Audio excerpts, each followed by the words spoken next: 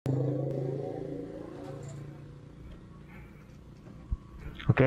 dengan Dipta di sini, dan pagi ini kita akan jalan-jalan ya, sekaligus untuk berbagi informasi terkait kendaraan listrik.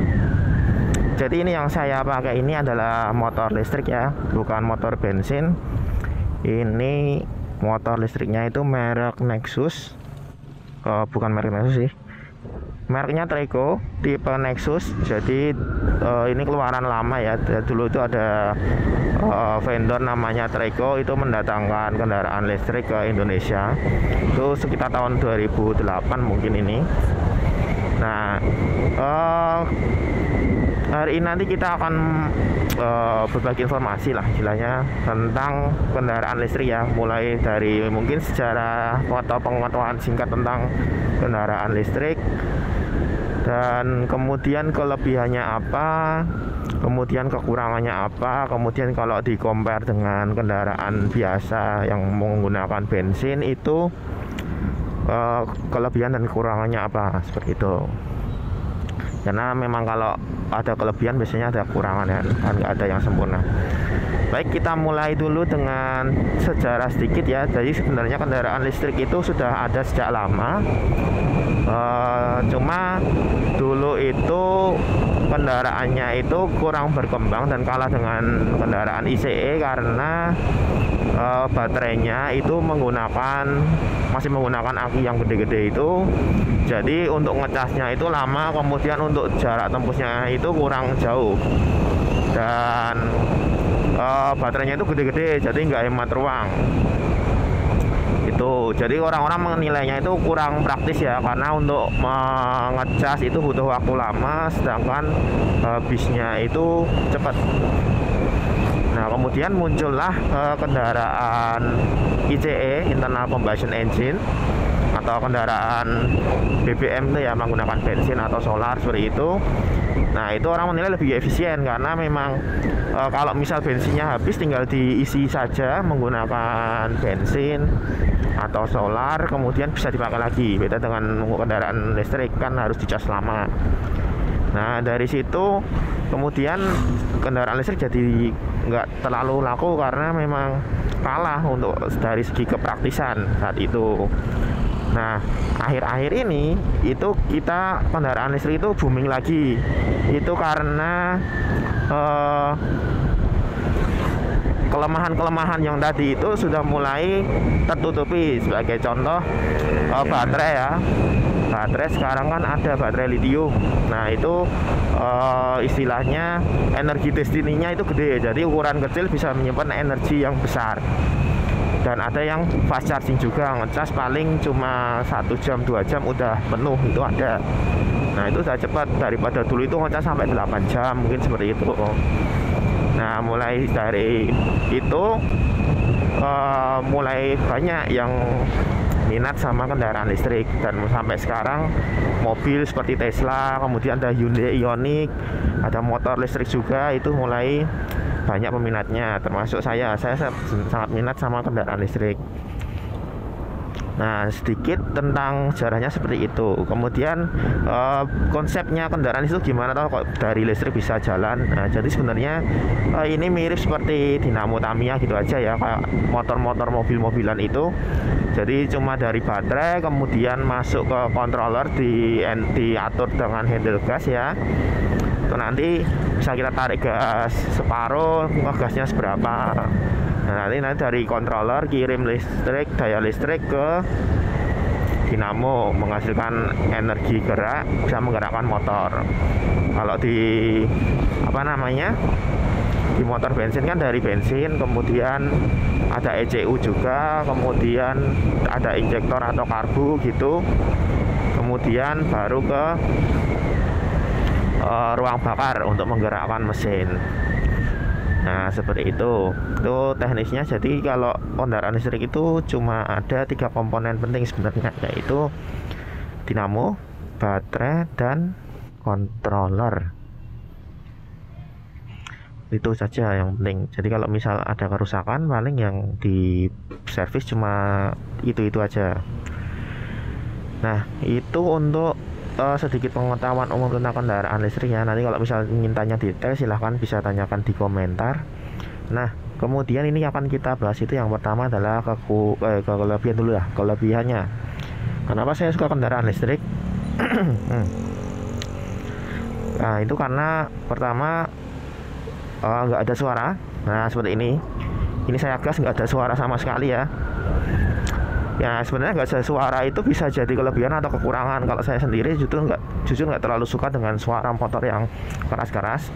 Karena apa? Kalau misal kita lagi di kampung itu jadi kayak sungkan gitu. Kalau misal ada yang sedang kumpulan atau mungkin ada yang sedang acara, mungkin ada yang keluarganya meninggal, itu kalau kita lewat kan, kalau ada kendaraan tuh kayak rasanya nggak sopan gitu kan.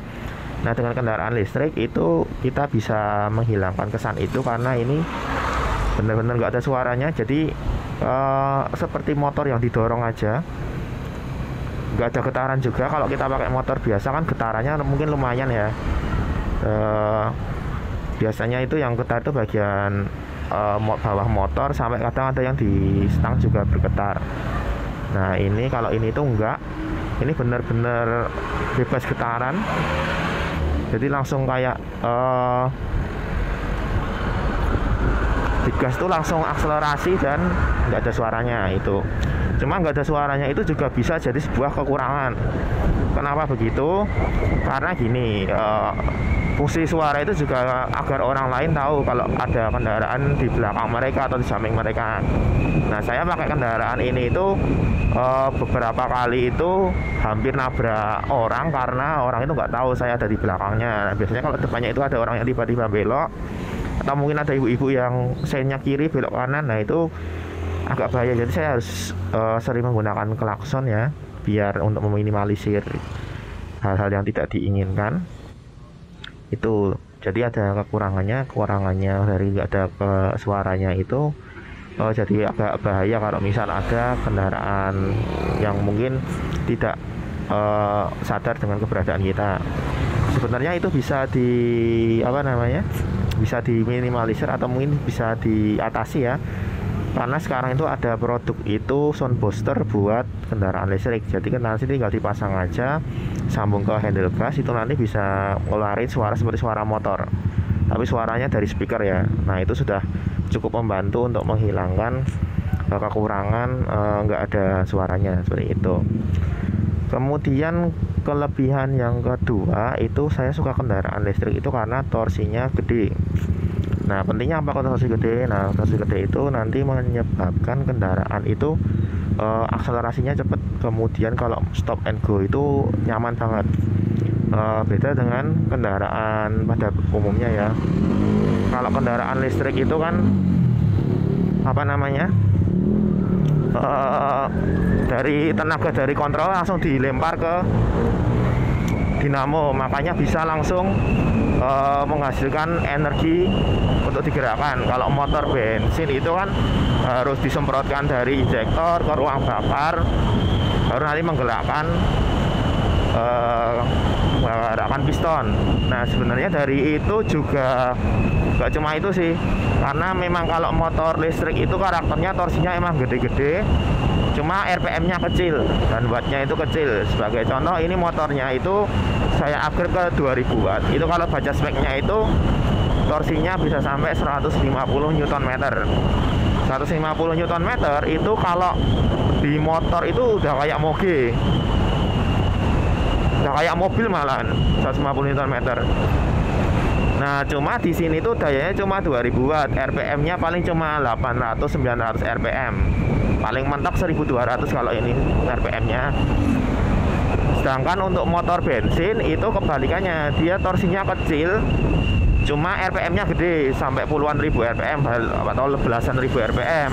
Nah, ya itu menyebabkan ini itu kalau untuk akselerasi enak, tapi top speednya kecil gitu ya. Kalau motor ini di dyno test itu hasilnya agak beda, antara spek dengan hasil itu sering beda. Contoh motor cuma 3000 watt, tapi kok di dyno bisa sampai 30 HP. Nah, seperti itu kan, itu kan aneh. Padahal 1 HP itu sekitar 700 watt. Nah, kalau motor bensin itu kan kalau di dyno itu kan ada kan berapa Newton meter, berapa RPM, berapa HP itu kan ada. Nah, itu dan grafiknya itu kan kalau motor bensin kan nggak rata gitu ya. Kalau ini itu rata. Jadi dari 0 ke RPM tertinggi itu torsinya sama terus. Nah, itu kelebihan yang lain. Kalau untuk torsi kayak gitu enak nanti kalau misal di daerah yang sering macet atau mungkin di jalan kecil-kecil banyak belokan seperti ini, enak. Jadi langsung digas tuh langsung paling di depan gitu ya, untuk lebih. Nah, terus apa namanya? Itu kelebihannya ya. Kemudian selanjutnya itu kelebihan yang lain itu adalah free maintenance. Free maintenance di sini itu berarti dia bebas servis.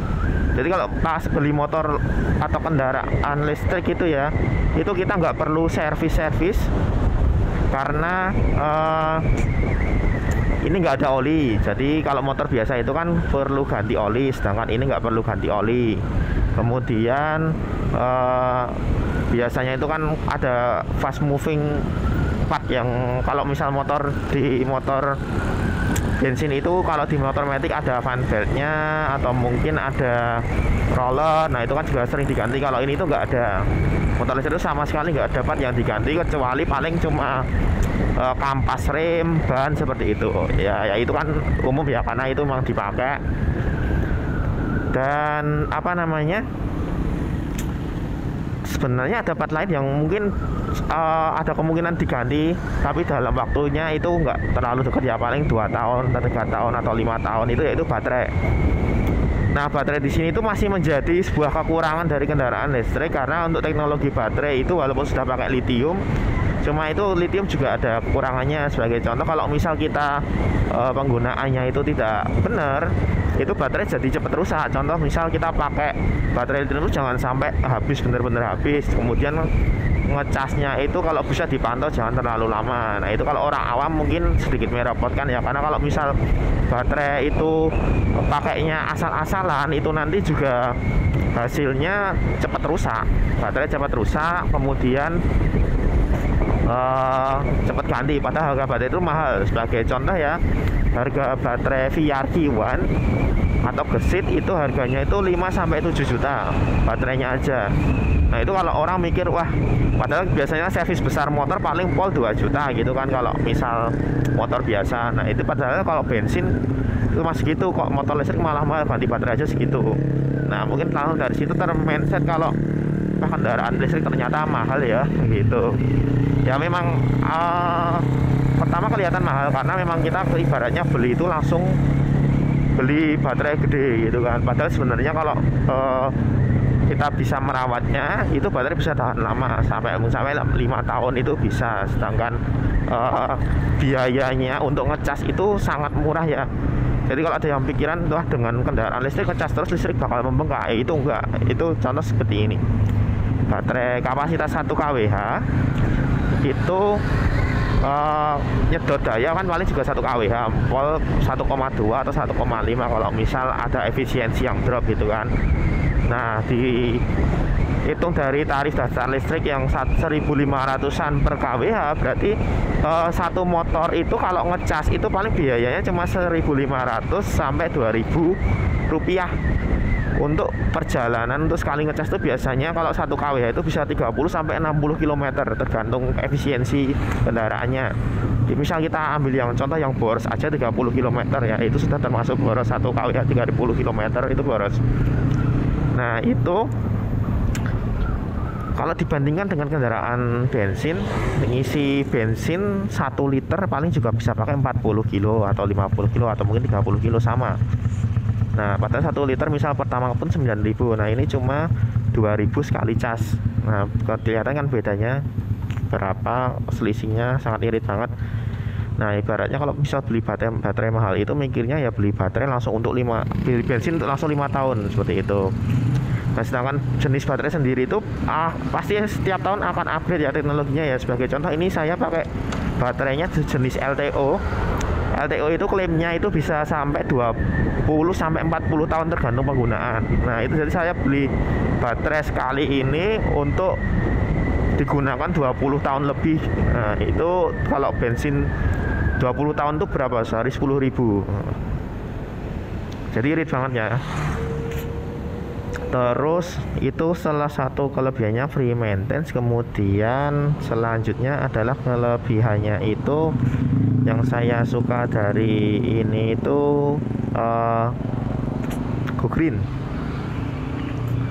Go Green di sini mungkin ada yang berpikiran, buat apa Go Green, kan untuk listriknya juga masih dari batu bara. Ya memang benar dari batu bara, cuma kan gini, kalau misal sumber listrik itu nggak cuma harus dari batu bara, ada juga dari tenaga surya, kemudian tenaga air, kemudian angin dan lain-lain. Jadi sumber listrik kan ada banyak. Sedangkan kalau motor bensin bisanya jalan juga cuma dari bensin, diganti air nggak bisa jalan gitu ya. Jadi masih bisa banyak energi alternatif selain batu bara. Nah, itu menyebabkan dia go green, dan dari kendaraannya pun nggak ada emisi. Sedangkan kalau di kendaraan biasa itu pas ngebornya minyak itu juga menggunakan energi, pas sudah diolah jadi energi juga butuh energi juga, dan pas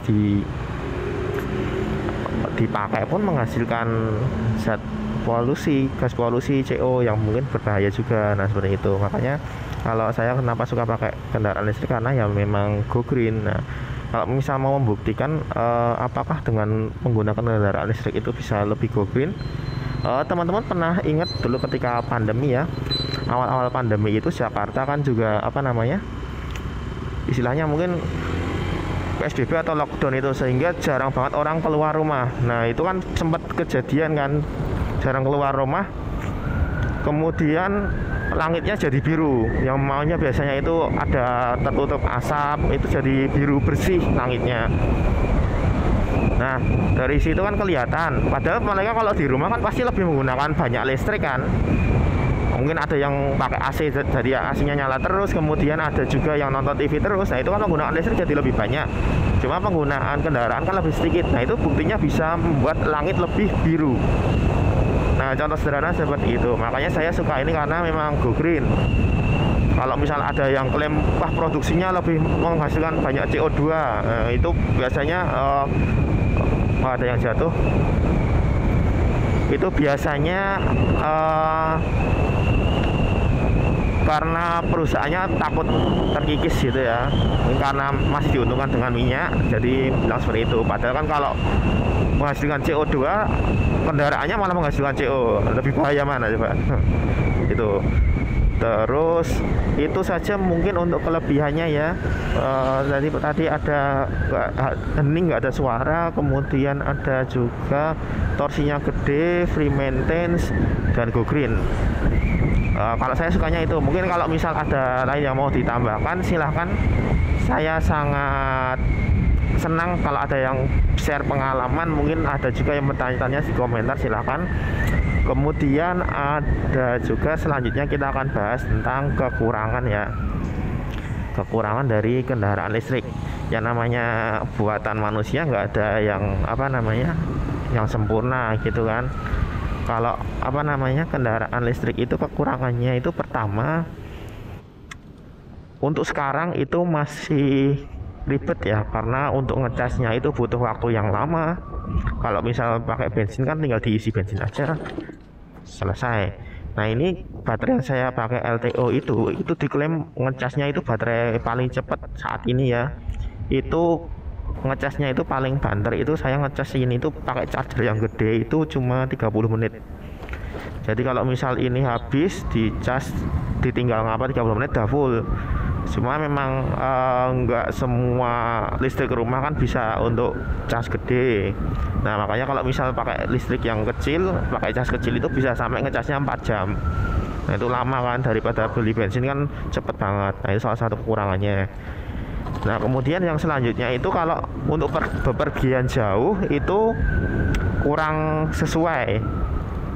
Jadi kalau ada teman-teman yang sekarang sudah punya kendaraan biasa, kendaraan bensin, kemudian mau ganti ke listrik, itu pikir-pikir dulu aja. Kalau misal masih pada yang bisa dipakai dulu, karena kalau misal teman-teman beli kendaraan listrik kemudian harapannya bisa menggantikan kendaraan bensin, nah itu salah, langsung menggantikan itu salah. Karena untuk saat ini di Indonesia itu SPKLU, stasiun pengisian kendaraan listrik umum, itu masih jarang. Jadi kalau misal teman-teman pergi jauh mau ngecas itu kadang masih susah, harus mungkin untuk di Indomaret atau mungkin di Pertamina gitu ya, atau mungkin di masjid. Nah kalau listriknya kuat sih nggak masalah dan yang punya nggak keberatan. Nah kalau misal keberatan, nah, Bang minjem buat ngecas, ngecas apa ya? Bukan ngecas motor, nah, itu kan terus, wow nanti listrik saya bengkak gitu kan. Itu kan agak susah, harus cari SPKLU. Nah itu kalau buat pergian jauh mungkin agak kerepotan. Kalau misal mau pakai kendaraan listrik ya bawa baterai yang banyak, yang gede gitu kan, kira-kira baterai 10 kWh itu buat keliling, mungkin buat Solo ke Jogja bolak-balik lagi itu masih bisa. 10 kWh kan berarti kalau 1 kWh nya 40 kilo berarti 400 kilo itu kan gede banget, panjang banget ya treknya nanti tuh. Jadi untuk perpergian jauh masih belum sesuai. Jadi kalau misalnya ada teman yang mau beli kendaraan listrik untuk perpergian jauh, mending ditahan dulu. Ini cocoknya untuk penggunaan kota, jadi misal sehari kurang dari 100 kilo itu oke. Jadi kalau misal saya kadang pakai ini ke kantor, jarak kantor 15-20 kilo kalau nggak salah.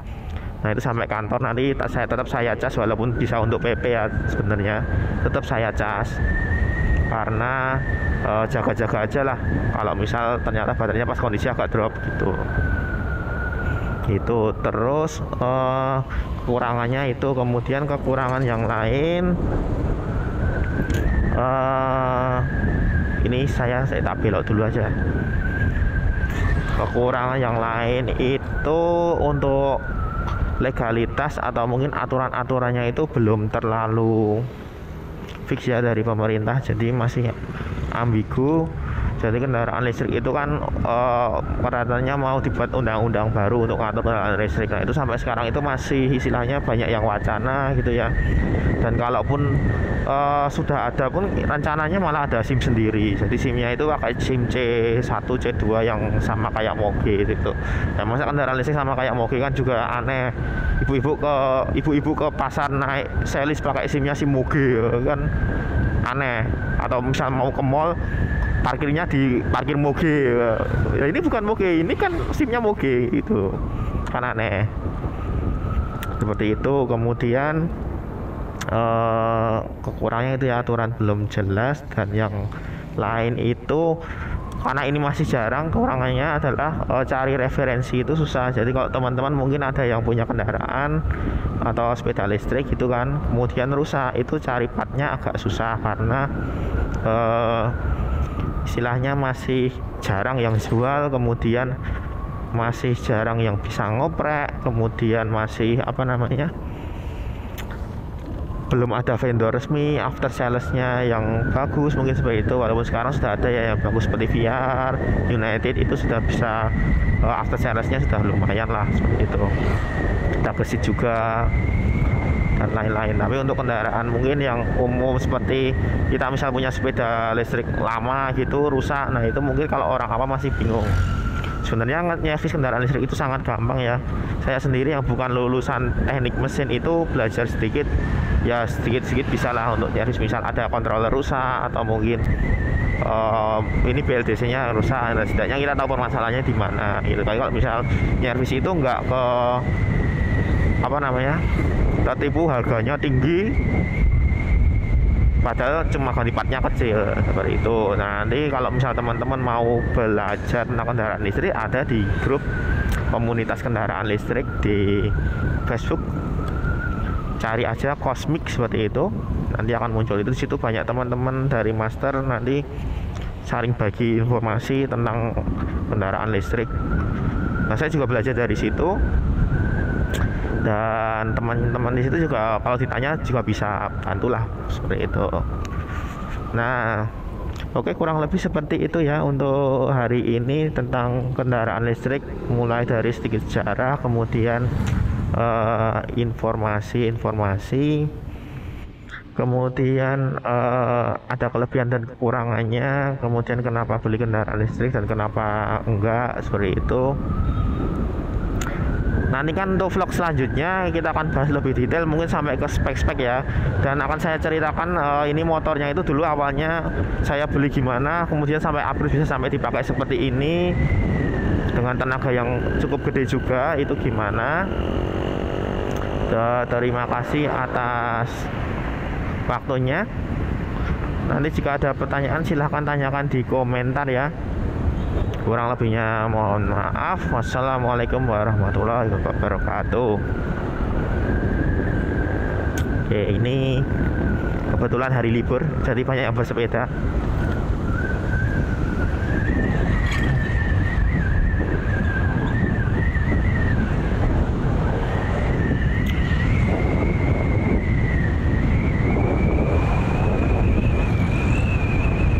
Oh, itu baterainya hampir udah tinggal 40% mungkin ya kendaraannya, tapi lumayan tadi berjalan berapa kilo nggak tahu, nanti coba saya cek di GPS.